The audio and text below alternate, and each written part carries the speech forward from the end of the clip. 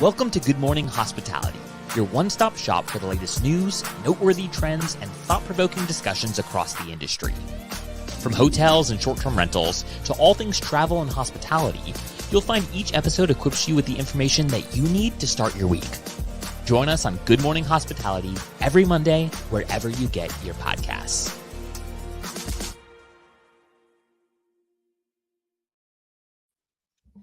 Good morning. Good morning. How's it going, Leo?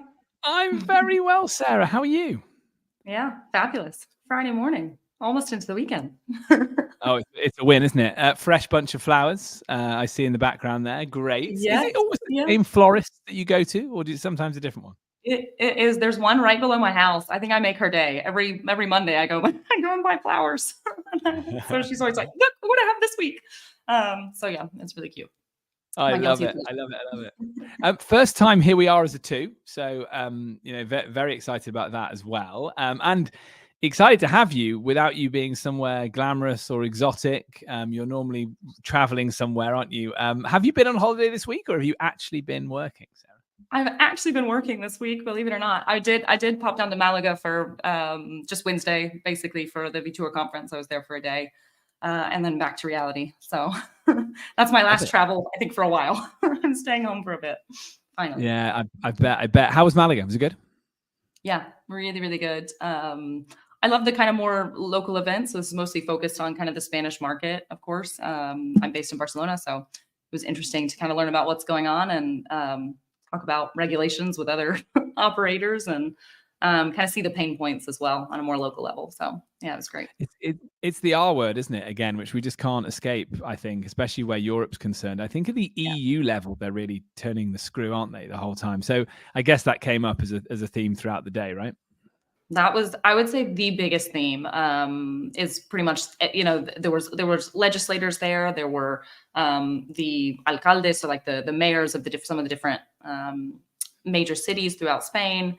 And then, of course, all the operators. And so I think what really was coming out as the theme was regulation being put into place without access to data or without having the full picture of what's really going on. It can be dangerous. And so we as an industry have to kind of band together to set the record straight so that if and when regulations come into play, they're being made on a fair playing field and with data in mind rather than some anecdote of your cousin who can't find a place to rent because somebody has an Airbnb, right? Yeah. No, it's right, isn't it? And they managed to get policymakers in the room then at this conference. They did, yeah. Carlos, the organizer, did an amazing job getting a lot of the major stakeholders into the room and in those conversations. And we were able to sit down with some of them. So it was great to be able to share real data with them. I think one of the biggest misconceptions is, but there's, I don't know, let's say 17,000 listings in Madrid. Okay, but if we filter that out, maybe half of those are what you would consider relevant. Or like an actual business operating. And so I think just understanding the magnitude of the problem or the size of the market for them from their point of view. For me, it's not a problem. I think it's a good thing. But for them, what they view as a problem that's taking away housing, I think to quantify that for them in a way that makes sense is really important because otherwise they can get blown out of proportion. Yeah, I think that makes a ton of sense. Any other takeaways from the conference? Anything that jumped out to you, like who's booming, who's flying, or was it just all pretty standard STR stuff? I think it was pretty standard STR stuff. I think the biggest thing that we're seeing is still, because of a lot of the regulations coming into play, a shift towards this kind of hybrid midterm versus short-term model. So there's a lot of talk of like student housing, which I know we talked about a couple of weeks ago, and this being what to me has always been like an older avenue, I guess, for rentals, but apparently it's the talk of the town. So I think there's a lot of owners wanting to switch to sort of the student model during the year and then having the ability to do short term in the summer when school wasn't in session. And other than that, just innovation. So there's so many new companies popping up that are doing this and getting involved, and the growth rates are really astonishing still in terms of new management companies coming into the market, which is exciting to see. So. Yeah, it's interesting. I take your point on the student accommodation. We did talk about it, isn't it? It does feel a bit retro, the idea that, like when I was, and this is going back a long time, when I was a student, we had to vacate our rooms in the summer because they would be rented out to holidaymakers, right? That was the norm, except it wasn't tech enabled and it wasn't done by management companies taking central contracts. So yeah, I do think it's interesting. I think this is part of it's been an interesting start to the year for lots of people around Europe. So I think it's management companies looking for new avenues of growth, isn't it? Really, oftentimes. And we're going to dig into that a bit more when we talk about earnings as well. Well, look, your week's been more exciting than mine. Not that I begrudge it. I've had a very hands-on childcare week. I was telling Sarah before we jumped on, I was up at 2:00 this morning with my daughter having a tea party. So while Sarah was enjoying champagne in Malaga and things like that, I was up pretending to sip tea with my daughter. But I mean, I wouldn't change it. It's great. It's the joys of life. It does mean as well that I'm very excited about traveling to Scale very soon and getting to hang out in person. Promise me we can drink some champagne, Sarah. Absolutely, we will. I'll take you to my favorite bar. Okay. But yeah, we've got Scale coming up. You'll see us there. We'll be recording there too. I think what's really exciting as we come into this time of year is that there's an energy, I think, around summer bookings and the things that are happening. And obviously we'll talk about it. We've agreed that to Rafi's despair that we're going to constantly talk about the Paris Olympics and to constantly talk about the Euros as we come into this time of year. But it feels like conferences are starting to happen again and people are getting together and we're talking about that inevitable summer peak that's going to come. So in a minute, we'll talk Paris. Before we do, I can't not, I wasn't here last week, but I can't not mention the Guesty move. Guesty acquiring Rentals United. I'm still blown away by it. What a massive move. What an exciting move for the industry. Like, Sarah, where were you when you heard the news? I actually got a notification from Guesty in my inbox. So I was traveling and I thought, what is this? Reached out to a couple of people and it seems everybody was, for me, it was completely unexpected. I wasn't actually looking for that. I'm curious to see how the integration kind of goes of those two. It seems like for now, things are still going to be pretty separate. So it's more of an acquisition in name rather than sort of a strategical takeover, if you will. Yeah. I'm curious to see kind of how it all plays out. I think it's a big change for the industry. I do think we're going to continue to see a lot more of this type of consolidation within the industry. Whereas, especially if you're a property manager, the more often you can have one software system to work through and everything else is kind of on the background, I think the easier it's going to be for the industry. Super, super excited to see how it all shakes out. What about you? I think that's right. I like what you said there. It's trying to meet your customer where they are. We're obviously obsessed with that ourselves at Superhog, right? Is your customer just the sort of person who wants to deep dive and investigate everything they're buying and have a direct relationship, or are they much more wedded to one piece of software? And I think there's always been that use case. I guess that's where the strategy comes in behind it, because clearly there will always be that host that wants to go and buy from several different vendors.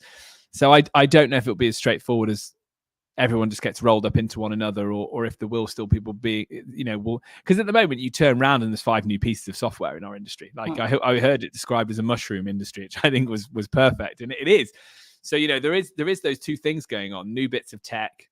Let's not even mention AI, because that's another episode that we could go into. There's all these things that are changing the day-to-day of property management versus companies rolling it up. So I think it'll be a balance for a while yet. But I think it's really exciting, and it shows the impressive growth of Guesty, right? That they're at this point that they're able to make this acquisition.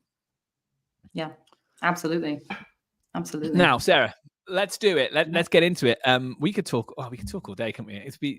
We have to talk about my favorite topic, and I hope Rafi's watching this somewhere. Sarah, what's happening? Paris Watch. What's happening pre-Olympics?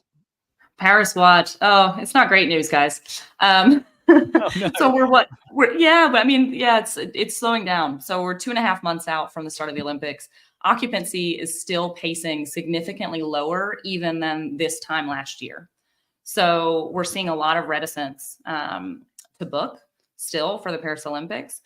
We are continuing to see that growth mostly in the suburban areas outside of the Paris city center. But it's not nearly the same as it was. So previously, I think we were looking at figures of 154% growth.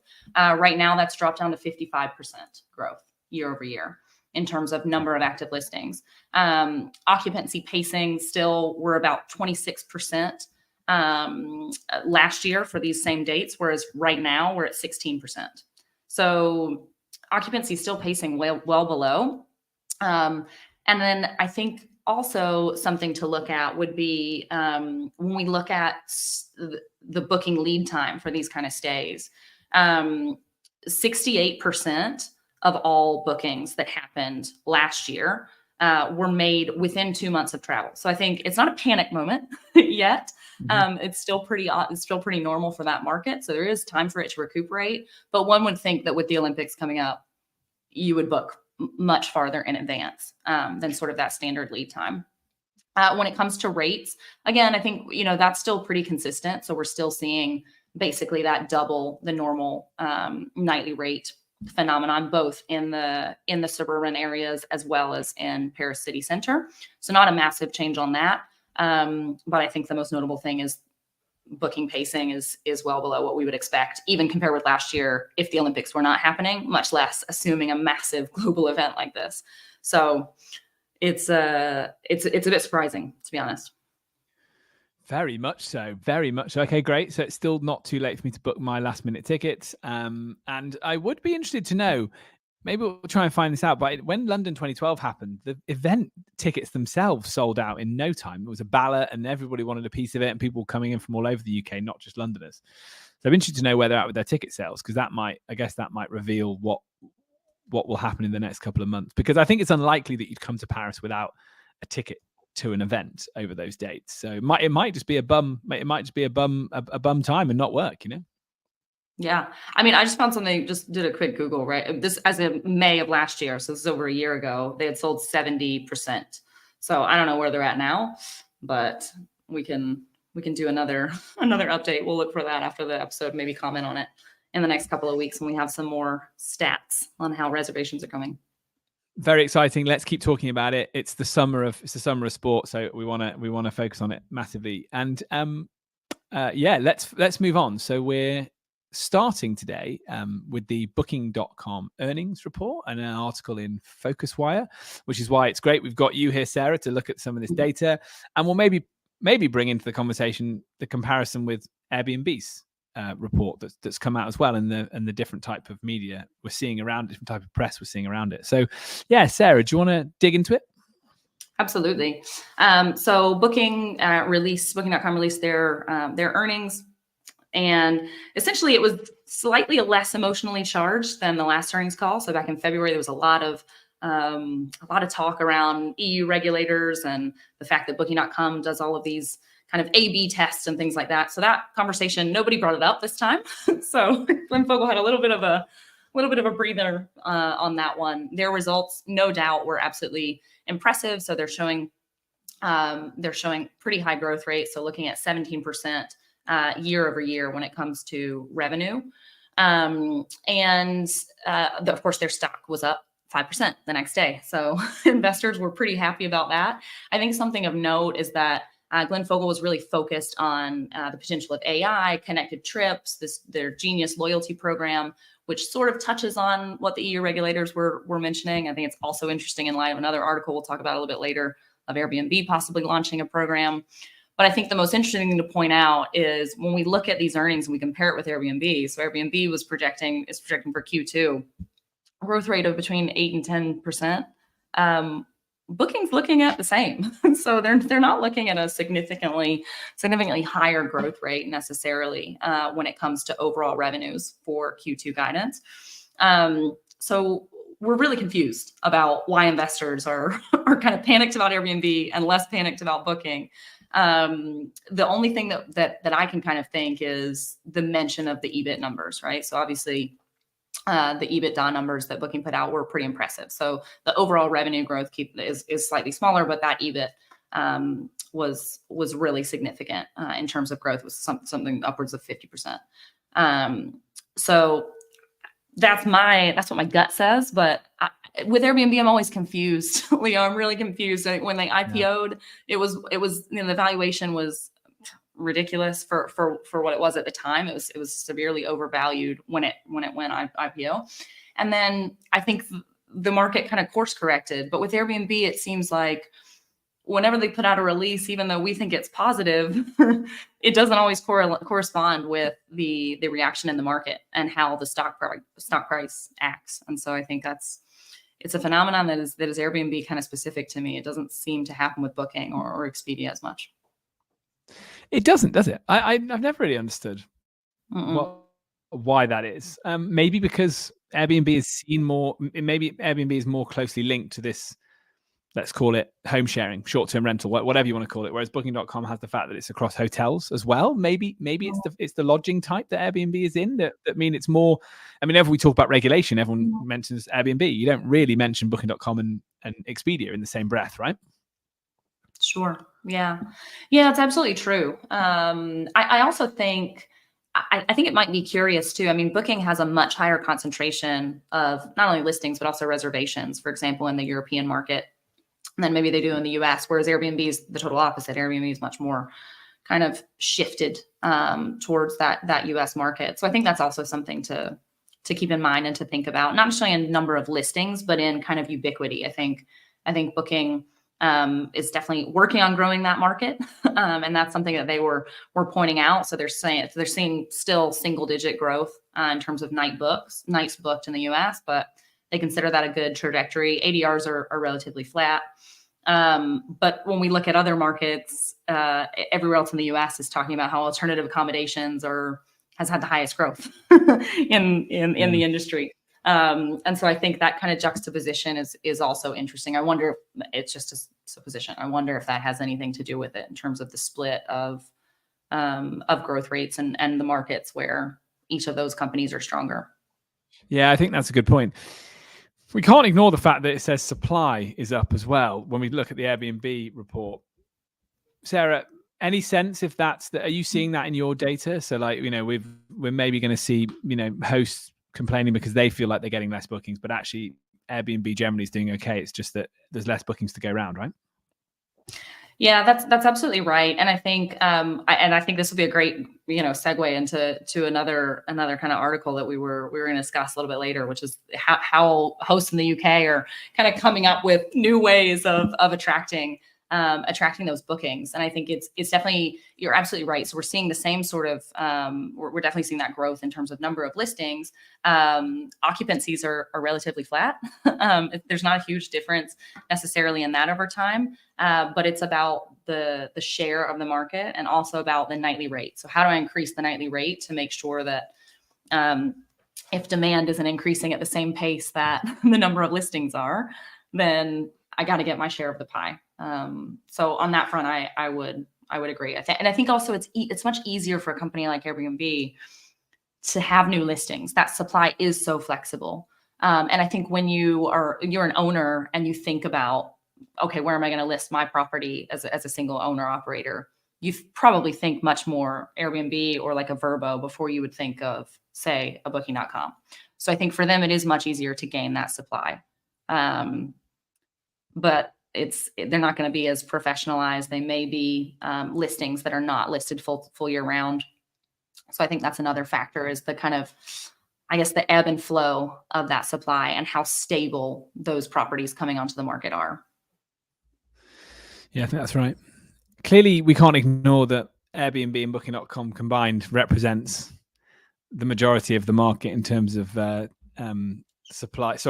demand coming in for most property managers. So what, in your view, and you might not have the data to speak to this, but I just think it's interesting. What to your view is going on in the industry? Is it just the market correcting itself, oversupply? Is it more to do with the post-COVID drop, I suppose, in the amount of we had a lovely bounce after COVID. It's come down, settling down somewhere, or are people waiting for the summer, bad weather? What's your sense? Yeah, I mean, I think the thing that I will point out, and a colleague might give a presentation at Betour, looking at the Spanish market, where we have seen a massive recovery post-COVID. So Spain is one of the markets in Southern Europe that's recovering at a higher pace, even more so than, for example, Greece or Italy.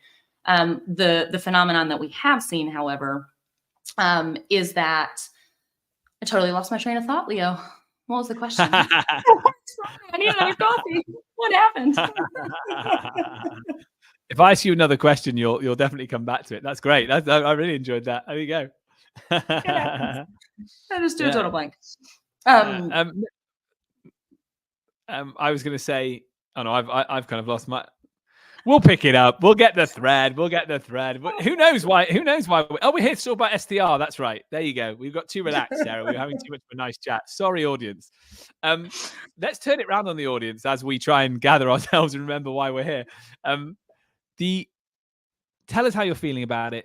You know, what are your Airbnb bookings looking like coming up? What are your Booking.com bookings coming like? I'm hearing anecdotally on the ground. This is why I love having Sarah here, by the way, because she's actually got data to talk about, just to enhance my unquantified opinions on things. But what I'm hearing on the ground anecdotally from hosts, especially in Europe, is that they're seeing Booking.com become a much more prominent channel for them than it has been in the past. And that's over the last 6 months to a year. So, Sarah, I mean, any thoughts on why that might be, and if that's a Europe trend? I guess it probably is, but yeah, any thoughts on that? Yeah, I mean, I think that's an interesting one, and it probably has to do with in my mind, all of these A/B tests that Booking is running. I mean, if hosts are seeing higher booking rates on a specific OTA, then everyone's happy. I think ultimately as well, especially if you have your property listed with multiple OTAs, as you probably would, if you want to maximize revenue, then it doesn't really matter where bookings come from, right? I mean, you'll adjust your price depending on the platform based on their fees, but as long as you have bookings coming in, you're happy about that. So I don't know. I think that's something to keep in mind. I remember what I was going to say, Leo, about the Spanish market. I know. What I was getting at was, you're absolutely right about the post-COVID growth. So we had this, massive trajectory at post-COVID, and we're thinking this is great recovery, blah, blah, blah. We still haven't reached levels of 2019 yet when it comes to demand, at least in Spain. So that's the data that I was looking at all week after that presentation. But I think that's something of note where, I think it's really easy to say, okay, we've got a massive recovery post-COVID. We're coming back to the new normal. We're still not at 2019. So I think there's definitely still room for growth there. And that I would use as like a message to kind of calm people down a little bit, especially when they're thinking, oh, there's so many more listings. There needs to be a higher number of listings to kind of meet that demand, the demand still hasn't even gotten to where it was before. So I'm not concerned about the number of listings. And average nightly rates are still remaining strong. So until that curve gets inverted, that's when I think hosts have to start worrying. Yeah, I think that's a really good point, actually. I'm glad you remembered what your point was, because it was definitely worth hearing. And I guess I hadn't really considered that, but it's interesting. So we're not even back to pre-2019 levels. When I guess, people around the world as well have less money to spend at the moment. Cost of living crisis happening in many parts of Europe and America. So yeah, I feel like economic headwinds are obviously a factor in this, and again, give us 12 months, and I think we'll be in a much stronger position. So yeah, very, very interesting. Already cool. So we'll keep an eye on those. We'll keep reporting on those earning reports as and when they come out. Sarah, that's been really interesting. Let's go on to the next article that we've kind of come onto this idea of loyalty. So it's an article in Skift about Airbnb toying with having an Amazon Prime style membership program or something similar.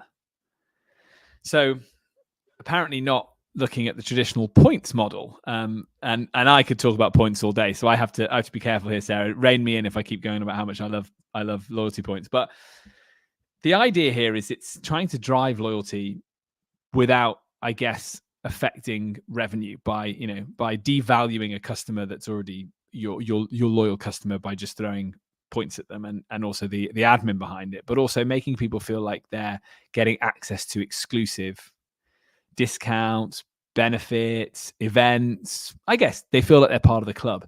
And I think Airbnb, more so than any other OTA in the space, has that progressive, modern, very sort of like loyal customer base that travels with it and only with it. So I think it's probably playing into that. It's not just saying, look, we'll give you discounts to users more. It's saying you're part of us. This is how we travel. We all share the vision. So in that respect, I think it's smart. But overall, my sense is that if it's an Amazon Prime style membership, it's going to be monthly fees. very, very hard to add value every month to your customer or every quarter, however much you bill them. It might just feel like window dressing, because I guess, I book on all the OTAs, or I book on a direct booking website if I find it via Google. The first thing I do is search, right? I'm not necessarily heading to one particular platform and doing that. So, for me, it's just an absolute non-starter. Whereas if there was a loyalty program, an Airbnb, sorry, Booking.com's obviously got Genius, and which you mentioned earlier, and I think Verbo's One Key is similar. If there was just discount on different products, and obviously Booking.com can give you car rental discounts and hotel discounts, so there's different things they can pull there. But if there was you're accruing points, I think that would drive me back more than the idea of being a member and part of the club. Now, maybe I'm too old, maybe I'm not the right demographic, I don't know, but to me it just feels like a nice puff piece, but I don't know actually in reality if it has legs, versus just giving people a reason to say, wow, I've collected 5,000 Airbnb points, this is fantastic, I can't wait to make my next booking. And like, honesty call, right? I love collecting airline points. I never spend them. I just like collecting them. I got to tell you, I don't get it. I don't understand the idea of having a subscription to Airbnb. I mean, I'm wondering like how often, and I travel, how often would I have to travel to make that work, that worth my while? And you do travel. You're always on holiday. You're always, I'm surprised you're even here today. I'm not loyal to, and I don't think, I'm not loyal to them now. So why would I pay them a monthly subscription? I don't know. I'm just trying to think of like who the actual client would be for that. Like what, and also what subset of their user base loves them so much and travels enough that it would actually be worth their while. I think they would have to drive tremendous value, whether that is, I don't know. I mean, you're going to have somebody who's a frequent traveler, and you're going to have to understand the profile of whether they're doing that for business versus leisure. And then you're going to have to start giving them, I don't know, like a free drink at some bar or what, but still you wouldn't do that.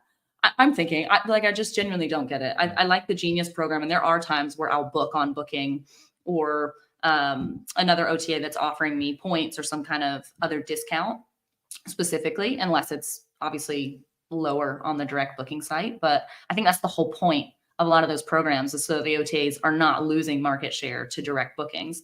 And the only real way to do that is, I hate to bring the word price parity into it, but if I can get it cheaper direct, then I will. So, I think the OTAs are at risk there sometimes of losing relevance, but I really don't get the subscription program. I know Will was all for it. Oh, you had to chat with him earlier. He thinks it's great. So maybe we should ask Will, why would you pay for that? I don't know. I don't get it. We really should. We need to do a separate episode with Will, don't we? Just explaining why he likes the idea of it so much. I'm the same. We don't get it. It's I think price is a massive part of it, isn't it? It's just like I want it. Oh, he's hopping in. Oh no, he couldn't stand it. So you guys talking crap over here? Just kidding. No. I just wanted to say, love the episode. You guys are doing great. This is awesome. I'll explain my reasoning on why I would pay for a membership another date. You guys, this is another. It's a whole episode basically. So yeah. So next week, Sarah and I will turn the camera on Will and interrogate him about that. No, I think it's interesting. For me, it's I just want to pay the fair amount and the right amount, and so I'm looking for that. So again, you're right to repeat what you said. Rate parity is super important, which is why everyone's obsessed with it. And then I want to pick and choose what I want to do in destination. But again, it could be that this feels like Airbnb saying the thing they think their customer wants to hear, less they're actually going to get down and do it, because the logistics behind it are really challenging when you work in as many markets as they do, which is why I think their experiences in general have struggled, right? Because it's not actually, people just want to book and then they want to go and do their own thing when they get to their destination. Cool. All right. Well, that's a swing and a miss for both of us. We're definitely not going to be signing up to any loyalty programs. Sorry, Airbnb. Yeah. Third article today. And again, I was excited to finish with this just because it feels like, good old fashioned, how do I get more guests? And I really like this. I really like this because it often comes up in conversation day to day when you're on the ground with people. How do I get more guests? How do I make my properties more bookable? So it's an article from the Telegraph, Hot Tubs and Axe Throwing, how British holiday lets are raising their game to survive. Before I go into it, Sarah, axe throwing, I mean, that's enough to make you book, isn't it? No, not for me. I mean, it's maybe it would be if I was booking a castle. I feel like it has to go with the theme of whatever the place is. If somebody just offered me axe throwing, I don't know that that would increase my chances of booking, if I'm honest. But Yeah, true. I think what is interesting to point out is it's not really about increased occupancy with a lot of these things. I think that's what the article kind of makes it out to be, of like, oh, we want to increase our chances of getting bookings. I mean, at least if when you look at certain amenities, I mean, we don't have data for axe throwing because this is still really new as an amenity offered, or amenity, as you would say. We talked about the tomato earlier. But for us, if you look at listings in the UK, for example, with a hot tub, 59.9% occupancy, without a hot tub, 58.6. So, I mean, minimal, right? Negligible, less than 1% difference in occupancy. What is interesting is the ADR and the RevPAR of those properties. And that's why people are adding these things. So it's not about getting a higher number of bookings. It's about getting more value out of each booking. So when we look at a property with a hot tub, for example, the average nightly rate is 373 USD versus 213 for a property without a hot tub. So it's not quite double, but I mean, well, upwards of 150% increase. And for the RevPAR, we see a similar trend. So it's nearly double the RevPAR when we look at properties with, for example, a hot tub in the UK versus without. So I think that's an important distinction that the article kind of misses, but I would love them to add axe throwing as an amenity so we can track it, because I would be super curious to see, first and foremost, what types of properties offer axe throwing. If it's more of like an urban phenomenon versus, like I said, something more along the lines of like a unique stay where it's part of the theme, I guess, of the property.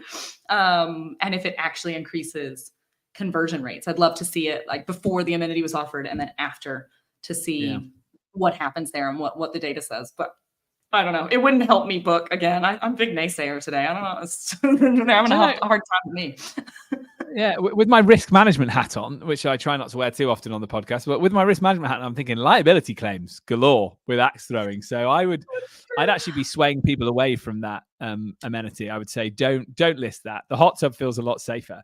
It gets us onto a point of like, when you're designing an STR, you can have a lot of fun with it. Like, I think that's what's very, very cool. And Humphrey, my CEO, he's got a few cottages out in the country, and he puts like standalone baths and, very, very cool design. And he puts his heart he loves it, puts his heart and his soul into it. And it makes a difference. It definitely moves the needle because it's thoughtful, curated. And that's what we want as an industry. We're trying to raise the bar so that people choose it as a lodging option over the hotel, because it does have that kind of beautiful, bespoke feel to it. And it's more private, right? Like, you're not going to book a hotel with a hot tub bath. That probably does nothing to the occupancy rate of a hotel room. It's just a bit meaningless. But whereas if you've got a nice secluded place in the country with a nice wood-fired hot tub, I can definitely see the appeal. And as an industry super fan, which I know you are too, I love it. I think it's great that we're